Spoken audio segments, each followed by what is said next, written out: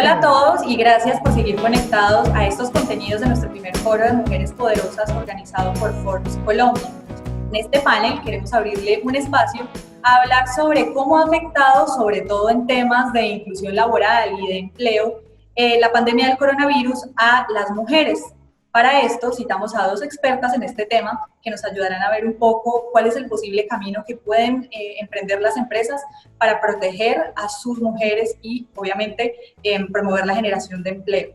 Por un lado está Mía Perdomo, ella es cofundadora de Adecuales. Mía, bienvenida.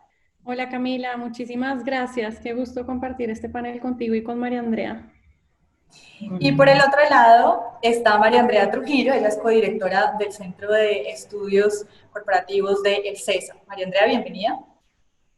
Muchas gracias Camila y hola, un saludo a Mía. Gracias por permitirnos compartir esta temática tan importante.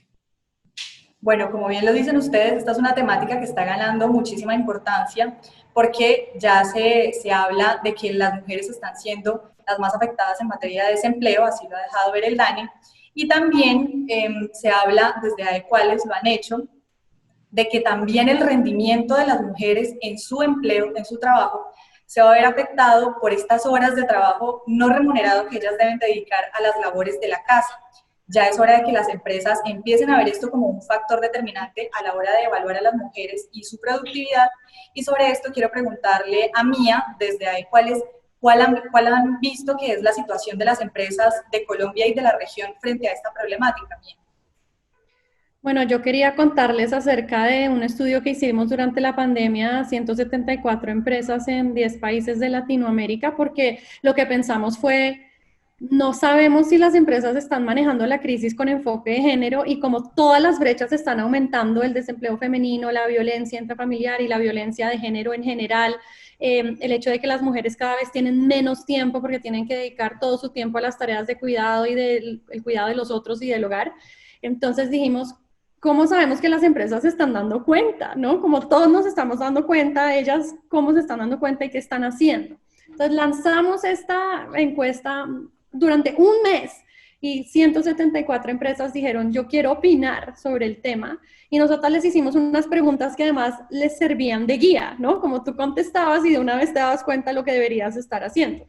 Para mí los resultados más importantes de esta encuesta son los siguientes.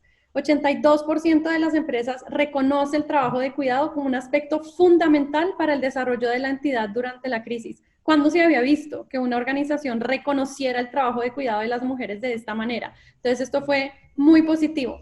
67% mide la magnitud del trabajo de cuidado durante la pandemia. ¿Qué quiere decir la magnitud? Una cosa es que yo que vivo sola haga 2 horas al día de cuidado, pero María Andrea, que tiene a su hijo en su casa, ¿cuántas horas de cuidado tiene que emplear? Seguramente el doble o el triple. Entonces hay que medir también cuántas horas de cuidado le requiere a la mujer para que la empresa pueda saber qué tiene que hacer y cómo lo puede manejar en términos del tiempo que tiene la mujer y de su desempeño. Y digo la mujer pues porque en general ella es la que tradicionalmente ha cargado con esto. Ojalá la pandemia haya revertido esos roles. 80% de las empresas modificaron los beneficios que tienen para las personas con personas a cargo. Entonces, de nuevo, si María Andrea tiene un hijo en su casa y yo no, y ambas trabajamos en la misma empresa, ella debería tener una flexibilidad con respecto a las horas en que ella hace homeschooling, a las horas en las que tiene que alimentar a su hijo, acostar a su hijo, ella y su esposo, ¿no? Y eso debería ser tenido en cuenta, como cuáles son los beneficios que estamos dando, no solo en términos de flexibilidad, sino, por ejemplo, si antes dábamos subsidios, porque las empresas dan subsidios para gimnasio y para otras cosas, ¿cómo trasladamos esos subsidios para suplir las tareas de cuidado de los hombres y de las mujeres? ¿Cómo les ahorramos tiempo? Otra cosa interesante es que el 39% de las empresas adaptaron cómo miden el desempeño. El desempeño hoy en día, si tiene variables que tienen un componente de tiempo, cuánto tiempo pasan las personas conectadas, qué tan rápido contestan, cuánto tiempo están presentes, eso va en detrimento de las mujeres, porque claramente no van a poder estar presentes de la misma manera. Entonces, cuando evaluamos el desempeño y retiramos cualquier variable que tenga que ver con tiempo y dejamos solo las variables de resultado, eso hace que las mujeres no vayan a verse tan afectadas por todo lo que tienen que hacer en pandemia en su desempeño laboral. Solo el 39% de las empresas ha caído en cuenta de eso.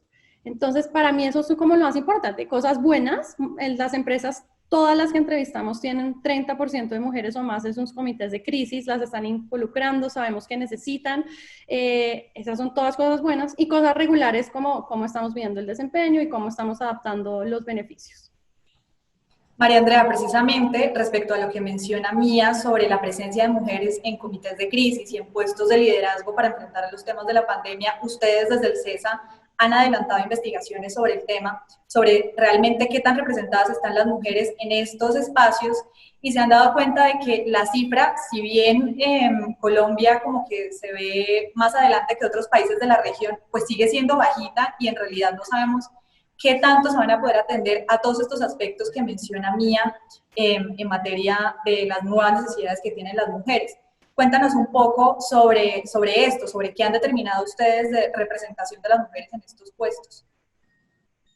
Bueno, claro que sí, es fundamental. Nosotros desde el Centro de Estudios venimos analizando en particular la baja representación que hoy tienen las mujeres en estos órganos de poder, en los órganos colectivos de decisión, y donde realmente si la mujer participa con voz y con voto, puede incidir en una transformación, en un cambio real. Dado que es baja la representación, pues esto es evidente del desencaje que hay entre la estrategia de la compañía y la potenciación o la utilización de ese capital humano femenino que está ahí, que está presente, pero que no está siendo, digamos, potenciado, haciéndoles que crezcan dentro de esa carrera o desarrollo profesional. Las cifras, como lo mencionabas, pues nosotros acabamos de hacer una investigación analizando las juntas directivas de más de 500 compañías en América Latina, países como Argentina, Brasil, Chile, Colombia, México y Perú. Y miramos que la participación en promedio es muy baja para estas compañías, teniendo en cuenta que son las más grandes, las empresas listadas con mejores prácticas de gobierno corporativo, pero esa participación sigue siendo un desafío. Hablamos de un promedio de participación de mujeres en estas juntas directivas de tan solo el 6.2%. Y cuando mencionabas que Colombia, la región Colombia tiene un porcentaje del 11%, y ser orgullosos en la región con un porcentaje del 11% no da ningún orgullo, cuando, por ejemplo, países como Argentina y Chile tienen un 5%. Entonces, el comportamiento en general de la baja representatividad de Colombia pues está sustentado en muchos factores, pero hay unos factores culturales que están muy arraigados, esos estereotipos de género, darle valor al trabajo de la mujer, valorar el aporte que puede hacer la mujer es todavía algo que pareciese como que se sale de todo esquema de racionalidad, saber que sí contribuyen. Entonces, cuando hablamos de la representación de las mujeres en estos órganos de decisión, hay muchas cifras, cada vez hay más estudios, cada vez hay más actores que están preocupados por estas cifras, y pareciese que en algún momento estamos sobrediagnosticados. Pero de cara a la pandemia, yo pondría, de cara a la recuperación económica, que es como la gran incertidumbre que tenemos todos, y en particular pues los empresarios que son los tomadores de decisiones y que al final contribuirán a que cambie esta realidad, son dos cosas: la baja representatividad, pero aún mucho más desafiante es la brecha salarial de género. Es decir, las mujeres no solo están con baja representación en estos órganos de decisión, sino que además les pagan menos por el mismo valor, por el mismo trabajo que genera el mismo valor. En el más reciente estudio que hizo la OIT sobre salarios en el mundo, la brecha salarial de género está alrededor del 20%, es decir, las mujeres ganan el 20% menos que los hombres. Y si hacemos esta combinación entre alta dirección y brecha salarial de género, la realidad es mucho más triste. Mujeres en los altos cargos de decisión, la brecha salarial ya no es del 20%, es del 40%. Y si nos ubicamos en el 1% de los altos ejecutivos, solo en los mejores pagados, esta brecha para las mujeres incrementa al 50%. Es decir, que los altos ejecutivos en el mundo ganan el doble que sus pares mujeres. Entonces, la pregunta es, ¿qué tan fácil será la recuperación económica si dejamos que la incertidumbre que afronte y que es natural a este choque exógeno que pasó a nivel global hace que se desvanezcan, ¿no? O esas victorias que pensábamos habíamos ganado, sintamos que podamos llegar a retroceder? Entonces, la pregunta es, ¿qué vamos a hacer? ¿Cómo finalmente aterrizamos y vemos esto como una oportunidad de aproximarnos al tema de equidad de género realmente con unas transformaciones culturales? El trabajo que hace Equales es maravilloso. de hacer conscientes a las compañías de dónde estamos y hacia dónde queremos llegar en este tema. Entonces yo creo que una transformación cultural en ese sentido es importante, saber que la pandemia nos golpeó a todos, que las mujeres estuvimos mayormente afectadas, pero es la hora de hacer el cambio.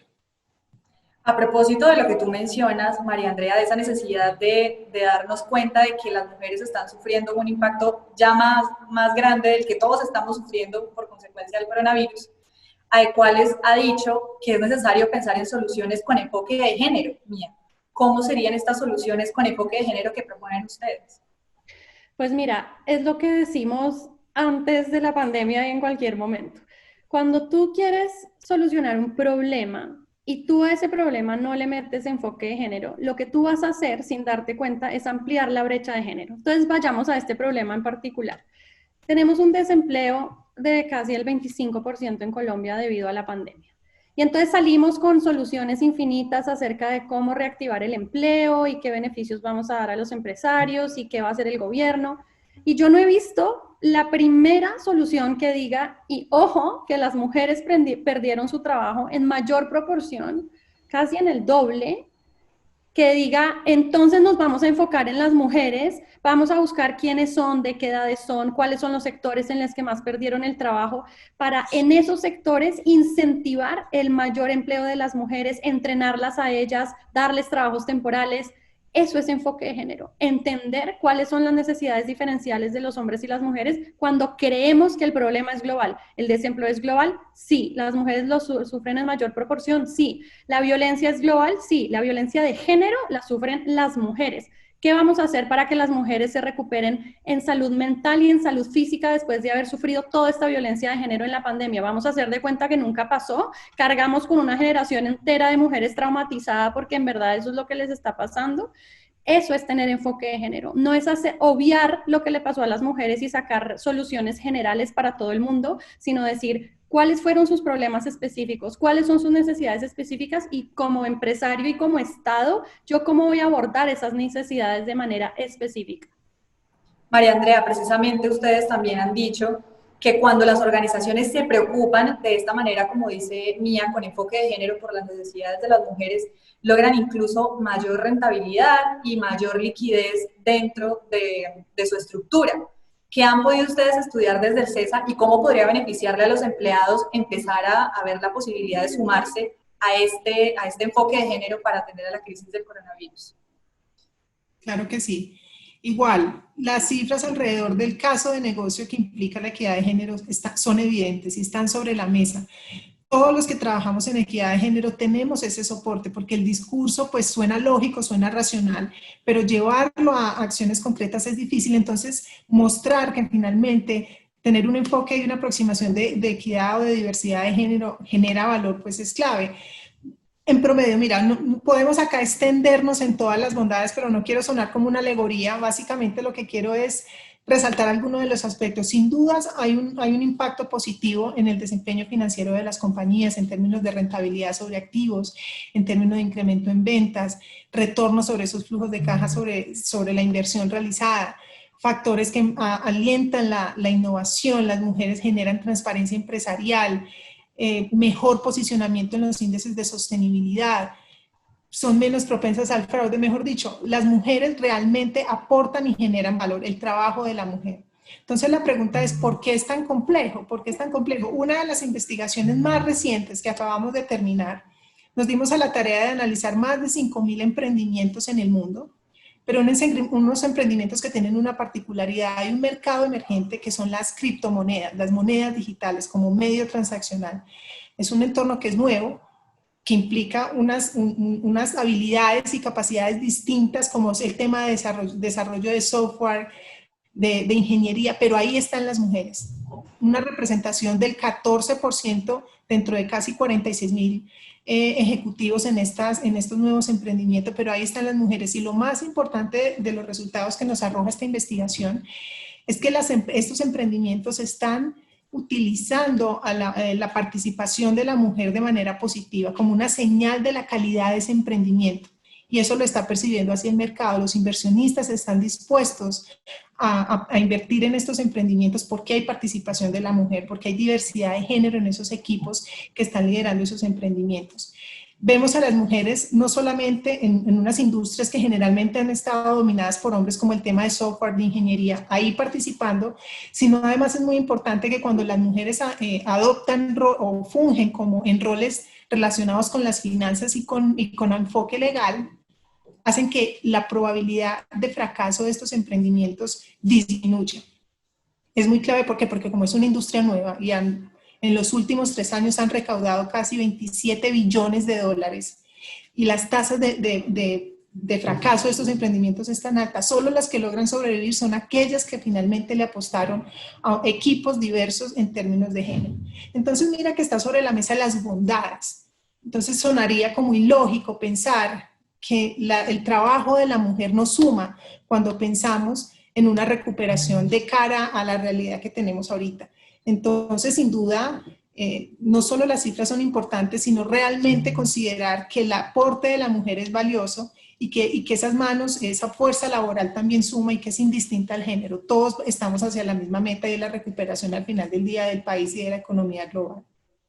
Bueno, esta pregunta quisiera que me la respondieran las dos, y es, teniendo en cuenta todos los aspectos de los que hablamos, ya no es necesario solamente pensar en salas de maternidad, en horarios más flexibles, en pensar en las necesidades que teníamos las mujeres antes en materia de empleo en una organización, sino también en estas nuevas necesidades que se generaron por la pandemia.